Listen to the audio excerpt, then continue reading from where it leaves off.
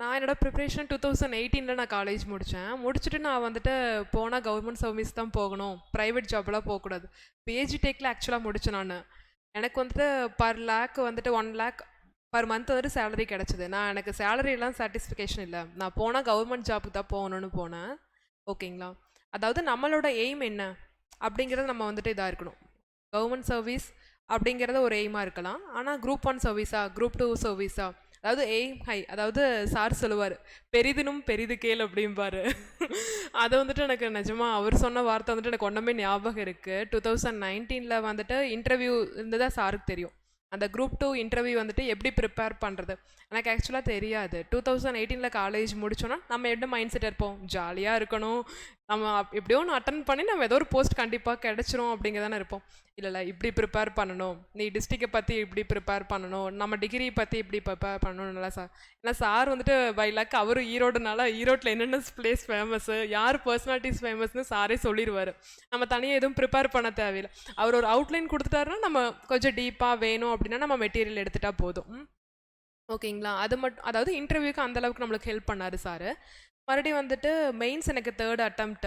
அதாவது நான் எப்போனாலும் சாருக்கு வந்துட்டு டவுட்னா கூப்பிடும்போது என்ன சுபா இதோடய முடிச்சுட்டியா, உன் லெவல் என்ன, நீ யார் அப்படிம்பாரு. ஐயோ நம்ம ரொம்ப நல்லா படிப்போமா அப்படிங்கிற மாதிரி நம்மளுக்கு ஒரு கான்ஃபிடென்ட் வந்துடும். நம்ம இன்னும் பத்தாது நம்ம இன்னும் படிக்கணும் அப்படின்னு சொல்லிட்டு. எனக்கு வந்துட்டு இந்த குரூப் 1 மெயின்ஸ்க்கு வந்துட்டு லீவ் கிடைக்கல, ஒரு 30 டேஸ் தான் கிடச்சிது. சார் ஒவ்வொரு பேப்பரும் சார் ஃபீட்பேக் கொடுப்பாரு. உங்ககிட்ட கண்டென்ட் இருக்குது, அதாவது உனக்கு சமைக்க தெரியும், எப்படி நீ பரிமாறணும், அதாவது நம்ம நல்லா சமைக்கலாம், ஆனால் நம்ம ஒரு வே ஆஃப் ப்ரெசன்டேஷன் நல்லா இருந்தால் தானே அதை சாப்பிட தோணும். அதாவது நம்மளோட பேப்பர் கரெக்ஷன் பண்ணுறவங்களுக்கு நம்மளுக்கு மார்க் அதிகமாக போடணும்னு தெரியும். நான் வந்து என்னென்னா நல்லா எழுதிடுவேன், ஒரு பக்கத்தில் 300 வார்த்தைனாலும் எழுதிடுவேன். ஆனால் 300 வார்த்தை எழுதுனா நம்மளுக்கு பிடிக்குமா? நம்ம பேப்பர் நம்மளுக்கு பார்த்தாவே பிடிக்காது. சார் சொல்லுவார் இப்படியெல்லாம் தான் எழுதணும், இப்படியெல்லாம் ஹெட்டிங் கொடு, இப்படியெல்லாம் டயக்ராம்ஸ் போடு, இப்படியெல்லாம் சார்ட் போடு அப்படி சொல்லுவார். அதெல்லாமே ரொம்ப யூஸ்ஃபுல்லாக இருந்துச்சு. ஒவ்வொரு ஃபீட்பேக் அப்பவும் அதாவது இப்படி நீ இந்த, அதாவது நம்மளுக்கு வந்துட்டு பாசிட்டிவ் நெகட்டிவ்ஸ் ரெண்டுமே சொல்லணும். அதாவது நெகட்டிவ்ஸ் மட்டும் சொன்னோம்னா நம்மளால் வந்துட்டு நம்ம ப்ரிப்பேர் பண்ண முடியாதோ, நம்ம குவிட் பண்ணுறக்கும் வந்துட்டு நம்மளுக்கு வாய்ப்பு அதிகமாக இருக்குது. சார் என்ன சொல்லுவார்னா இப்படியெல்லாம் நெகட்டிவ் இருக்குது, ஆனால் உனக்கு இந்த பாசிட்டிவ்ஸ் எல்லாம் இருக்குது, நீ இதை வச்சு நீ இந்த நெகட்டிவ்ஸ் எல்லாம் ஓவர் கம் பண்ணிக்கலாம் அப்படி சொல்லுவார். அதனால எனக்கு வந்துட்டு போன மெயின்ஸை காட்டிலும் இந்த மெயின்ஸில் 90 மார்க்ஸ் ப்ளஸ் ஆச்சு. போன மெயின்ஸில் பார்த்தீங்கன்னா 393 எதுவும் வாங்கினேன், இந்த மெயின்ஸில் 482 வாங்கியிருக்கேன் மெயின்ஸில். ஓகேங்களா? சாரோட ஹெல்ப் தான் ரொம்பவுமே முக்கியம். அப்புறம் மறுபடியும் வந்துட்டு இன்டர்வியூ ப்ரிப்பரேஷன் பார்த்துட்டிங்கன்னா டெய்லி ஒவ்வொரு செஷன் ஒவ்வொரு ஆஃபீஸர்ஸ் கூட எங்களுக்கு அரேஞ்ச் பண்ணி கொடுத்துருவார். எனக்கு லீவே கிடைக்கலினாலும் அவர் ரெக்கார்டட் வீடியோ அனுப்பிச்சுட்ருவார், அதை நான் பார்த்துக்குவேன். அப்படி வந்து ஒவ்வொரு ஆஃபீஸர்ஸ் ஆகட்டும் ரொம்பவுமே மோட்டிவேட்டாக, நீங்கள் இன்டர்வியூனா ப்ரிப்பேர் பண்ணுறது கிடையாது. 7 செஷனுங்க சார். எனக்கு கொஞ்சம் ஃபஸ்ட்டு ஒரு பிகினிங்கில் ஒரு மேம் வந்து நம்மளை பற்றி கேட்டோன்னே எனக்கு ஒன்றுமே தெரியல. அப்படிங்கும்போது ரொம்ப இதாக இருந்துச்சு. ஆனால் மறுபடி அதெல்லாம் ஓவர் கம் பண்ணிவிட்டு, ஏன்னா அப்படியெல்லாம் படித்தா தான் நம்மளால் இன்டர்வியூவில் பேச முடியும். அதுவும் லாஸ்ட் செஷன் மார்க் இன்டர்வியூலாம் நான் கண்டிப்பாக நம்ம போய் இன்டர்வியூ அட்டன் பண்ணோமா கம்மன் நம்ம வீட்டிலே இருந்துக்கலாம், எப்படி நம்ம மார்க் வராதுன்னு தான் நினச்சேன். ஆனால் பை சான்ஸ் அந்த கேட்ட கொஷின்ஸ் வந்துட்டு நான் 6 மார்க் அட்டன் பண்ணேன் இன்டர்வியூக்கு போகிறக்கு முன்னாடி. 6 மார்க்கில் வந்துட்டு எந்த மார்க்லேயுமே கேட்ட கேள்வி கேட்கல, சார் வச்ச மார்க்கில் தான் கேட்ட கேள்வி தான் ஒரு 2 கேள்வி கேட்டாங்க. அது வந்துட்டு எனக்கு ரொம்பவுமே, நம்ம எந்த கொஷின் கேட்டாலும் தெரிலின்னு சொல்கிறத விட அந்த 2 கொஷினுக்கு ஆன்சர் பண்ணும்போது நம்மளே மோட்டிவேட் பண்ணிக்கிற மாதிரி இருந்துச்சு. அதனால சார் வந்துட்டு அந்த மெட்டீரியல் ஈரோடு டிஸ்ட்ரிக்ட்னா இப்படியெல்லாம் ப்ரிப்பேர் பண்ணணும், கரண்ட் அஃபேர்ஸ் அதெல்லாமே ரொம்ப யூஸ்ஃபுல்லாக இருந்துச்சு. ஏன்னா ஒரு 4 நாள் தான் சாலிடாக கிடச்சி இன்டர்வியூ ப்ரிப்பேர் பண்ணுறதுக்கு. அப்படிங்கும்போது ரொம்ப யூஸ்ஃபுல்லாக இருந்துச்சு எனக்கு. அடுத்து பார்த்திங்கன்னா இப்போ ஜென்ரலாக நம்ம எப்படி இருக்கணும், ஒரு ப்ரிப்பரேஷன் பண்ணும்போது ஒரு கேண்டிடேட் எப்படி இருக்கணும்னா, நம்மளுக்கு வந்துட்டு பாசிட்டிவாக யாரும் பூஸ்டப் பண்ணுறதை விட நெகட்டிவ் பூஸ்டப் பண்ண தான் நம்மளுக்கு அதிகமாக இருக்கும். அதாவது சொந்தக்காரங்களாகட்டும், நம்ம ஃப்ரெண்ட்ஸ் ஆகட்டும், அதாவது நம்ம ஃப்ரெண்ட்ஸ் நம்ம நல்ல காலேஜில் படிச்சிருந்தோம்னா மாதம் 1 லட்சம் 2 லட்சத்துக்கு ப்ளேஸ் ஆகிருப்பாங்க. நம்ம பார்த்தா உன்னை தண்டமாக வீட்டிலேருந்து பேரண்ட்ஸ்க்கு செலவு பண்ணுற மாதிரியே இருக்கும். ஆனால் நம்ம அதெல்லாம் இது பண்ணக்கூடாது. நம்மளோட கோல் என்ன, நம்ம நல்லா படிக்கணும், நம்ம வந்துட்டு நம்மளே பூஸ்டப் பண்ணிக்கணும். அப்புறம் எந்த டெஸ்ட்டையும் ஸ்கிப் பண்ண வேண்டாம். அதாவது ஒரு அகாடமியில் வந்துட்டு டெஸ்ட் வைக்கிறாங்க அப்படின்னா எந்த டெஸ்ட்டும் ஸ்கிப் பண்ண வேண்டாம். நம்மளுக்கு தெரியலனாலும் போய் அட்டன் பண்ணுங்கள். ஏன்னா டிஎன்பிசியில் கேட்குற கேள்வி வந்துட்டு எல்லா கேள்வியும் நம்மளுக்கு படித்ததே வராது. படிக்காத நம்ம எப்படி அப்ரோச் பண்ணுறதுங்கிறது நம்ம அந்த டெஸ்ட் எழுதுகிற டைமில் தெரியும். நம்ம என்ன தான் ஃப்ரீ டைமில் வீட்டில் அந்த கொஷின் வந்துட்டு நம்ம திருப்பி பார்ப்போம். அப்போ தான் நம்ம ஒரு கொஷினுக்கு ஒரு 1/2 மணி நேரம் கூட வச்சு நம்ம பார்ப்போம். ஆனால் அந்த டெஸ்ட் எழுதும் போது தான் அந்த கொஷினுக்கான டைம் ஒதுக்கி நம்ம பார்ப்போம். அதனால் நிறையா டெஸ்ட் எழுதுங்க. அப்புறம் நீங்கள் நோட் மேக்கிங் பண்ணுங்கள். இப்போ ப்ரிலிம்ஸ் மெயின்ஸ் எனக்கு வந்துட்டு மெயின்ஸ் தான் ஈஸியாக இருக்கும், ப்ரிலிம்ஸ் தான் கஷ்டமாக இருக்கும். நான் நிறைய எழுதிடுவேன், ஆனால் எப்படி எழுதுறதா தெரியாது இருந்துச்சு, ஆனால் எழுதிடுவேன் எப்படியோ சம்ஹவ். ஆனால் ப்ரிலிம்ஸ் தான் நம்ம கரெக்டாக அந்த 4 ஆப்ஷனில் ஒரு ஆப்ஷன் கரெக்டாக நான் சூஸ் பண்ண முடியும் தான் நம்ம அடுத்த மெயின்ஸுக்கு போக முடியும். அதனால் ப்ரிலிம்ஸ் பொறுத்தளவுக்கு நிறைய கொஷின்ஸ் நம்ம டெஸ்ட் எழுதிட்டே இருக்கணும். மெயின்ஸுக்கு நம்ம நோட்ஸ் எடுக்கணும். அதை தான் நீங்கள் ப்ரிலிம்ஸ் படிக்கும் போதே எடுத்துருங்க. நம்ம வந்துட்டு என்ன சொல்லணும்னா, இப்போ நான் ஒரு ப்ரிப்பேர் பண்ணுற ஒரு டாபிக் பாலிட்டியில் வந்துட்டு சாலியன் ஃபியூச்சர்ஸ் ஆஃப் கான்ஸ்டியூஷனாகவே அதுலேயே நீங்கள் நோட்ஸ் எடுத்துருங்க. ஆர்டிக்கல் ஆகட்டும், லென்த்தஸ்ட் ரிட்டன் கான்ஸ்டியூஷன் எல்லாமே எழுதிட்டு என்னென்ன பாசிபிலிட்டிஸ் கொஷின் கேட்பாங்களோ அப்படியே எழுதிட்டு அதை ரீகால் பண்ணிகிட்டே வாங்க. அப்புறம் ஒருத்தர் என்ன பண்ணுவாங்கன்னா, நிறையா நாள் நோட்ஸ் எடுத்துகிட்டே இருப்பாங்க, கடைசியாக அந்த நோட்ஸை படிக்கவே மாட்டாங்க. நோட்ஸ் மட்டும் ஒரு சாக்கு நிறையா எடுத்துருவாங்க, படிக்க மாட்டாங்க. ஆனால் நோட்ஸும் நீங்கள் கிறிஸ்பாக எடுத்துகிட்டு அதை ரீகால் பண்ணிகிட்டே இருக்கணும். நம்ம என்ன நோட்ஸ் எடுத்திருக்கோமோ எடுத்தணும். அப்புறம் முக்கியமாக நம்மளோட சிலபஸில் இருக்கிற எல்லா வார்த்தைக்கும் நம்மளுக்கு வந்துட்டு அர்த்தம் தெரியணும், சரிங்களா? அப்புறம் நிறையா பேர் இன்ஜினியரிங்காக இருப்பீங்க, இப்போ ஆப்டி தூக்கிட்டாங்கன்னு ரொம்பலாம் ஃபீல் பண்ண வேண்டாம், சரியா? நம்ம இன்ஜினியர்ஸ் என்ன நினச்சாலும் இப்போ நைட்டு ஒரு அசைன்மெண்ட் கொடுக்குறனால கூட நம்ம அடுத்த நாள் பண்ணுவோம். அந்தளவுக்கு நம்மக்கிட்ட எனர்ஜி இருக்குது, நம்மக்கிட்ட ஐடியா இருக்குது, நம்மக்கிட்ட ஹார்ட் ஒர்க் இருக்குங்கும் போது எத்திக்ஸ் அண்ட் இன்டெகிரிட்டி நம்ம பண்ண மாட்டோமா? ஓகேங்களா? அதனால வந்துட்டு இப்படி டாபிக் ஆப்டி எடுத்துட்டாங்கன்னெல்லாம் எதுவும் நீங்கள் ஃபீல் பண்ண வேண்டாம், சரியா? நல்லா ப்ரிப்பேர் பண்ணுங்கள். நிறைய மெயின்ஸ் பொறுத்தளவுக்கு நிறைய டெஸ்ட் எடுத்து பாருங்கள். ஒரு question previous years question paper analyse பண்ணுங்கள். சாரே உங்களுக்கு எல்லாம் இது பண்ணிடுவார், இப்படியெல்லாம் எழுதணும், வேவ் ஆஃப் ரைட்டிங் கண்டென்ட் எல்லாம் சார் கொடுத்துருவார். நீங்கள் ப்ரிப்பரேஷன் பண்ணிவிட்டு நீங்கள் நிறையா டெஸ்ட் எழுதுங்க, சரிங்களா? அப்புறம் மறுபடியும் எக்ஸாம் வரல ஒன்று ஒரு 6 மாதத்துக்கு எக்ஸாம் வராதுன்னா நீங்கள் ரிலாக்ஸ் எடுக்காதீங்க. நோட்ஸ் எடுக்காத சப்ஜெக்ட்ஸ்க்கெல்லாம் நோட்ஸ் எடுங்க. டெய்லியும் பேப்பர் ஃபாலோ பண்ணிகிட்டே இருங்க, ஓகேங்களா? நான் அதை வந்துட்டு ரொம்ப நான் மெயின்ஸ் ஜூலையில் எழுதினேன், அதுக்கப்புறம் நம்மளுக்கு கிளியர் ஆகுதோ ஆகலையோ அது அப்புறம் பார்த்துக்கலாம் அப்படின்னு விட்டுட்டேன். பேப்பர் படிக்காத விட்டேன், அதனால் எனக்கு என்னை சுற்றி என்ன நடக்குதுன்னு தெரியல.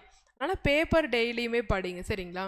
இன்டர்வியூ பொறுத்தளவுக்கு நம்ம என்ன படித்தாலும் அவங்க ஒரு கேள்வி கேட்பாங்க, ஆனால் அதை வந்து நம்ம எப்படி அனலைஸ் பண்ண முடியும்னா நம்ம அனலைஸ் பண்ணிக்கணும். நம்ம எங்கேருந்து வர்றோம், நம்ம என்ன பண்ணிகிட்ருக்கோம், நம்ம அப்பா அம்மா என்ன பண்ணிகிட்ருக்காங்க, நம்ம ஊரில் என்ன நடக்குது அப்படிங்கிற ஒரு அவேர்னஸ் இருந்தாவே போதும், இன்டர்வியூ கிராக் பண்ணிடலாம், சரிங்களா? கான்ஃபிடெண்ட்டாக படிங்க. அதாவது குரூப் 4 ப்ரிப்பேர் பண்ணுறத விட குரூப் 2 குரூப் 1 சர்வீஸ் வாங்குறது தான் ஈஸி. பார்த்தீங்கன்னா நான் குரூப் 4 ஃபஸ்ட் எழுதும்போது 1500 என்னமோ ரேங்க் வந்தேன் 2019. குரூப் 2ல் வந்துட்டு 420 ரேங்க் வந்துட்டேன். இப்போ குரூப் 1ல் 49 ரேங்க். அதாவது குரூப் 1 தான் ஈஸி, ஆனால் நம்ம கொஞ்சம் ஹார்ட் ஒர்க் எக்ஸ்ட்ராவாக இருக்கும், கண்டினியூஸாக ப்ரிப்பேர் பண்ணுற மாதிரி. குரூப் 4 நம்ம அதை 3 மாதம் படித்தா போதும், நம்ம வாங்கிடலாம். குரூப் 1 அப்படி குரூப் 1 ஆகட்டும் குரூப் 2 ஆகட்டும் அப்படி கிடையாது, நம்ம கன்சிஸ்டன்சியாக படிச்சுட்டே இருக்கணும். அதனால் கன்சிஸ்டன்சியாக படிச்சுட்டே இருங்க. நீங்கள் எல்லாமே எய்ம் ஹை, அதாவது பெரிதினும் பெரிதுக்கே தான், ஓகேங்களா? எல்லாத்துக்கும் ஆல் தி பெஸ்ட். நல்லா ப்ரிப்பேர் பண்ணுங்கள், கான்ஃபிடென்ட்டாக இருங்க.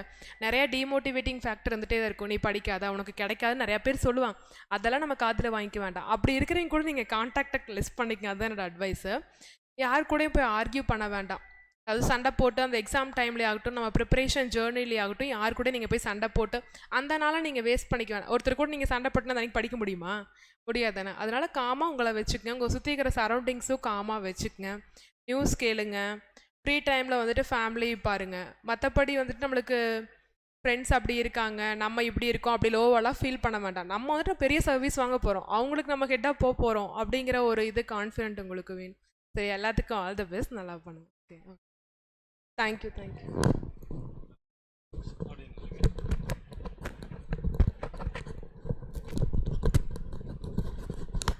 ரைட், அந்த சுபா சொன்ன இப்படி வாங்க, சுபா சொன்ன ஒவ்வொரு வார்த்தையுமே இப்படி வந்துடும். சுபா சுபா சொன்ன ஒவ்வொரு வார்த்தையுமே அவ்வளோ முக்கியம். நீங்கள் அதில் என்ன எடுத்துக்கிட்டீங்க?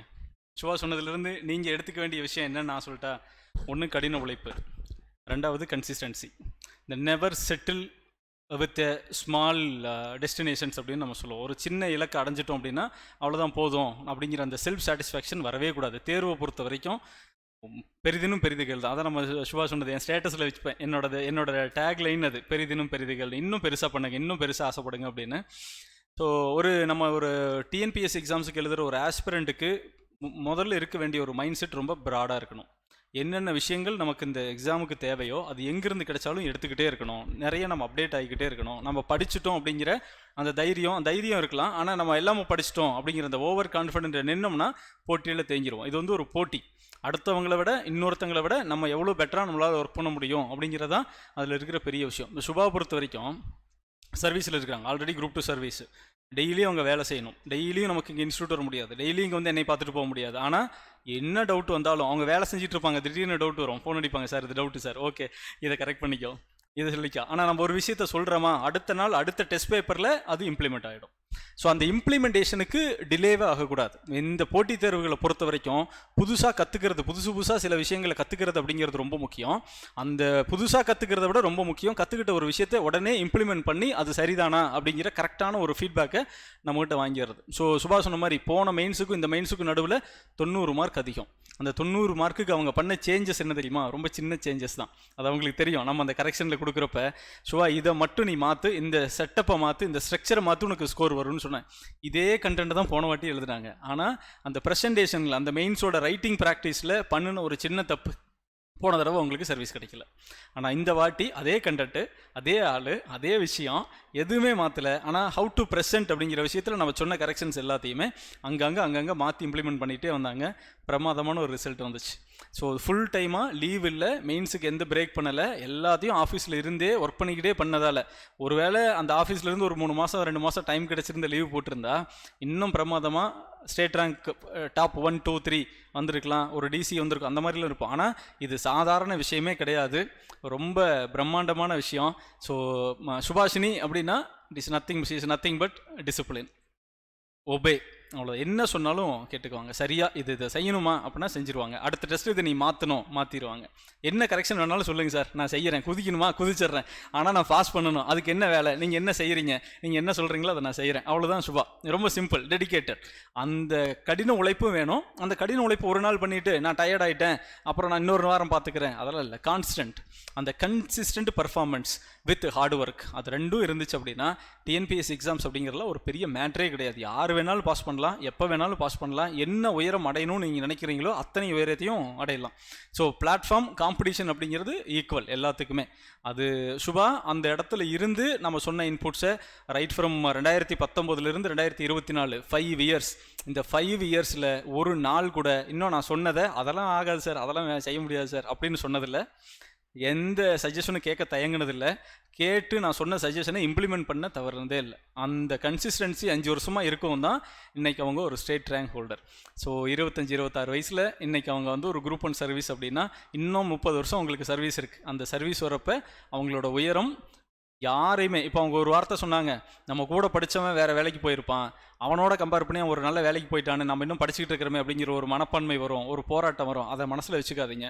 நீங்கள் அடைய போகும் உயரங்களை அவங்க வாழ்க்கையில் அண்ணாந்து தான் பார்க்க முடியுமா ஒழிய, அந்த முதல் சில வருடங்கள் கஷ்டமாக இருக்கும். அவன் கை நிறைய காசு வாங்குவான், நம்ம ப்ரிப்பரேஷனில் இருப்போம்.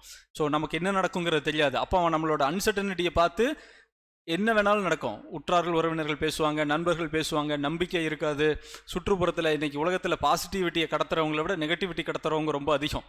அதனால் அதெல்லாமே வந்து உங்களோட மென்டல் பீஸை பாதிச்சிச்சு அப்படின்னா உங்களால் அந்த வேலையை செய்ய முடியாது.